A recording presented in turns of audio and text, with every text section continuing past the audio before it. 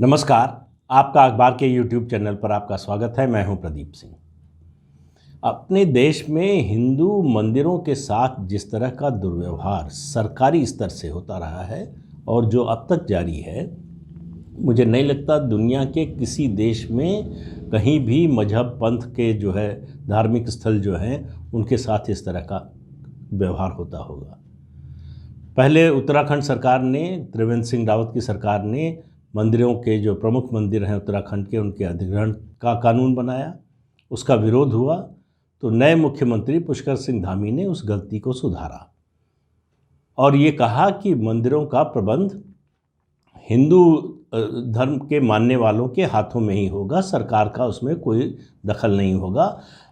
कैसे विकास करना है, संपत्तियों का कैसे इस्तेमाल करना है और क्या करना है, मंदिर का प्रबंधन कैसे चलाना है, कार्यक्रम कैसे होने, ये सब हिंदू धर्म को मानने वाले उनके अनुयायी जो है वही करेंगे। उसके बाद पहल की है, पहला राज्य बना है कर्नाटक, जिसके मुख्यमंत्री ने भारतीय जनता पार्टी की नेशनल एग्जीक्यूटिव में घोषणा की कि सरकार बजट सत्र में एक विधेयक ला रही है और इसके जरिए कर्नाटक के मंदिरों को सरकारी कब्जे से मुक्त कराया जाएगा। अब आप देखिए, इस बात का स्वागत होना चाहिए। तो विरोध किसने किया? विरोध किया कांग्रेस पार्टी ने। कांग्रेस पार्टी के प्रदेश अध्यक्ष DK शिव कुमार ने कहा कि हम तो ऐसा होने ही नहीं देंगे। उन्होंने कहा कि जो सरकार के कब्जे में है मंदिर, वो सरकारी संपत्ति है और उसको हम छोड़ने को तैयार नहीं हैं। ये बीजेपी अगर कोशिश करेगी तो हम होने नहीं देंगे। कैसे नहीं होने देंगे मुझे नहीं मालूम, क्योंकि बहुमत है भारतीय जनता पार्टी का विधानसभा में, वहाँ कैसे रोक लेंगे। लेकिन इसका मतलब है कि सार्वजनिक रूप से कांग्रेस पार्टी इसका विरोध करेगी। जहाँ हिंदू धर्म की बात आती है, भगवान राम की बात हो, भगवान शंकर की बात हो, भगवान कृष्ण की बात हो, कोई भी हिंदू देवी देवताओं की बात हो, सबसे पहले जो है कांग्रेस विरोध में खड़ी नज़र आती है। तो इस मामले में भी कांग्रेस सबसे आगे खड़ी है विरोध में। अब देखना है कि सरकार उस दबाव में आ जाती है या जो घोषणा की है मुख्यमंत्री ने उसको लागू किया जाता है। अब आप देखिए, केवल कर्नाटक में 34,543 मंदिर हैं, 34,543 मंदिर जो हिंदू रिलीजियस एंडाउमेंट एक्ट के तहत आते हैं, सरकार के कब्जे में है। इनको आय की दृष्टि से जो है, इनसे जो राजस्व प्राप्त होता है, जो पैसा मिलता है राज्य सरकार को, उसको A, B और C कैटेगरी में बांटा गया है। और बात ये नहीं है कि इनका पैसा जो है सरकार के खजाने में जा रहा है। अगर सरकार के खजाने में जाकर विकास के कामों में इस्तेमाल हो रहा होता, जो कि नहीं होना चाहिए, तब भी ये पैसा सरकार का राजस्व नहीं है। ये हिंदू धर्म के जो मानने वाले हैं, सनातन धर्म को मानने वाले हैं, उन्होंने अपने धर्म के प्रचार प्रसार और अपने धार्मिक स्थलों के विकास के लिए दिया है। ये किसी सरकारी योजना के लिए नहीं दिया है। लेकिन फिर भी, लेकिन इस पैसे से मस्जिद के डेवलपमेंट के लिए, इस पैसे से चर्च के डेवलपमेंट के लिए पैसा दिया जाता है। इसमें से ऐतराज़ इस पर है। और आप इस बात से अंदाज़ा लगाइए कि ये लूट कितनी बड़ी है। तमिलनाडु का उदाहरण देता हूँ। तमिलनाडु में हिंदू मंदिरों के लिए जो सरकारी विभाग बना है, उसके पास आपको अंदाज़ा है कि कितनी ज़मीन हो सकती है।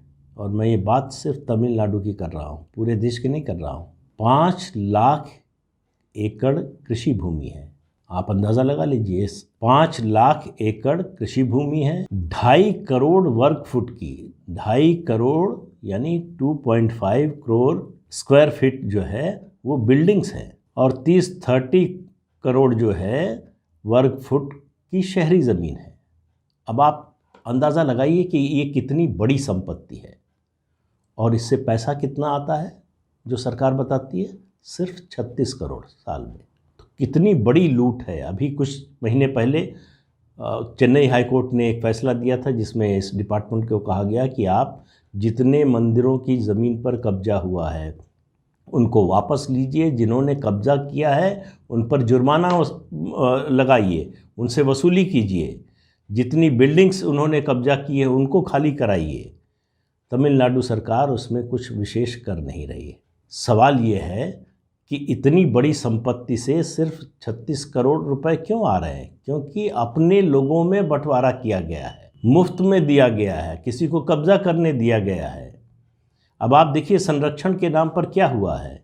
संरक्षण के नाम पर तमिलनाडु के तंजावुर में जो किंग राजेंद्र चोला वन ने बनवाया था मंदिर 1000 साल पहले, उसको रेनोवेशन के नाम पर गिरा दिया गया।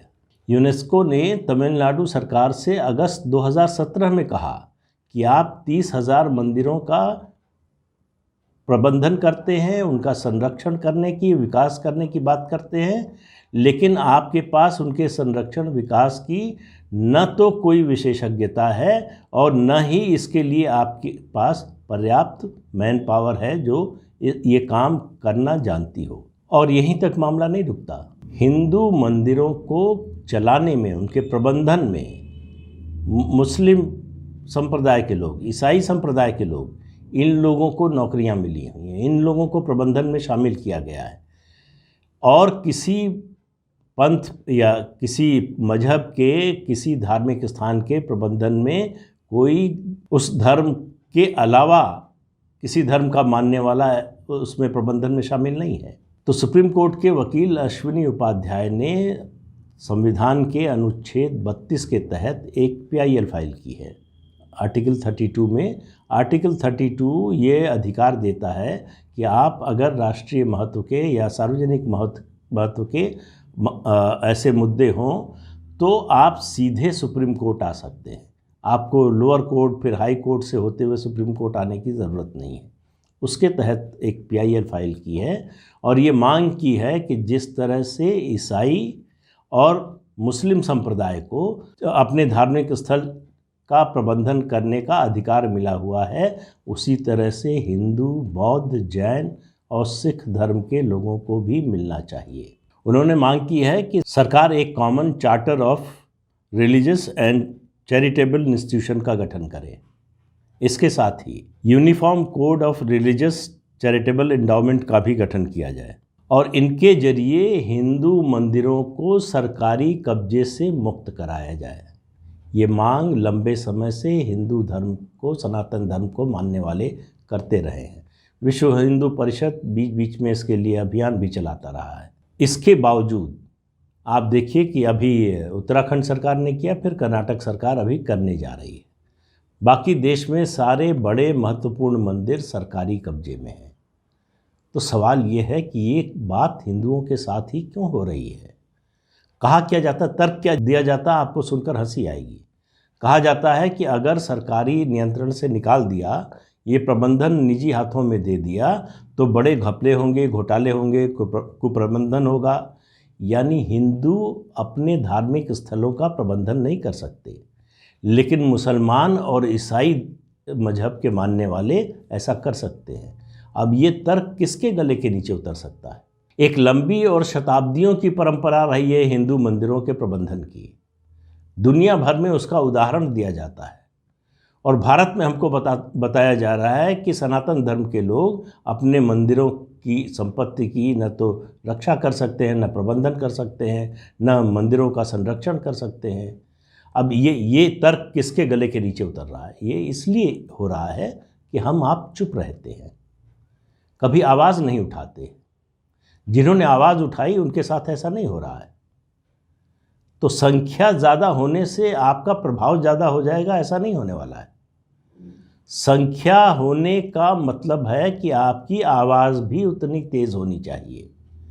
और मैं बार बार एक बात कहता हूँ, फिर से कह रहा हूँ कि आवाज़ उठाने की बात करता हूँ तो किसी के खिलाफ नहीं, किसी हिंसा की बात नहीं करता हूँ। अपने हक की आवाज़, अपने अधिकार का, जो स्वाभाविक रूप से मिलना चाहिए था, जिससे हिंदू समाज को वंचित किया गया है, उससे उस अधिकार के लिए आप जब तक खड़े नहीं होंगे, अगर आप अपने अधिकार को सरेंडर कर देंगे तो कोई आकर आपको ये नहीं कहने वाला कि सरेंडर मत कीजिए साहब, आप जो है ये अपना अधिकार अपने पास रखिए। कोई नहीं कहने वाला है। वही हो रहा है हिंदुओं के साथ कि मंदिरों का अधिग्रहण हो जाए, हम कोई फ़र्क नहीं पड़ता। जैसे सामान्य तौर पर जीवन चलता रहता है वैसे चलता रहता है। ये ठीक है कि हिंदू बहुत सहिष्णु है, ये ठीक है कि हिंदू अहिंसक है, ये सब अच्छी बातें हैं, लेकिन अपने धर्म को, अपनी संस्कृति को ख़त्म करने में अगर हम इस सहायक बन जाएं तो ये अच्छी स्थिति नहीं। तो इसके लिए जब तक लोगों के बीच से आवाज़ नहीं उठेगी, क्योंकि देखिए सरकारें डेमोक्रेसी में बात तभी सुनती हैं जब संख्या बल दिखाई देता है, और संख्या बल तब दिखाई देता है जब आवाज़ उठती है, केवल होने से नहीं होता है। मैं बार बार जो बात कहता हूँ कि silent majority versus violent minority. आप साइलेंट मेजॉरिटी हैं तो मैं ये नहीं कह रहा हूँ कि हम वायलेंट बन जाइए, लेकिन अपने अधिकार के लिए तो बोलिए। माँ भी बच्चे को दूध नहीं पिलाती जब तक बच्चा रोता नहीं है। आपको लगता है कि बिना किए कुछ हो जाएगा, तो इसके बारे में जागरूकता, सजगता, जब तक अधिकार के लिए लड़ने का जज्बा नहीं होगा तब तक परिस्थितियाँ नहीं बदलेंगी। तो आज के अंक में इतना ही। अगले अंक में फिर मिलेंगे किसी नए मुद्दे के साथ। तब तक के लिए इजाज़त दीजिए। नमस्कार। आपसे अनुरोध है कि ये चैनल देखिए, शेयर कीजिए, लाइक कीजिए और सब्सक्राइब ज़रूर कीजिए। नमस्कार।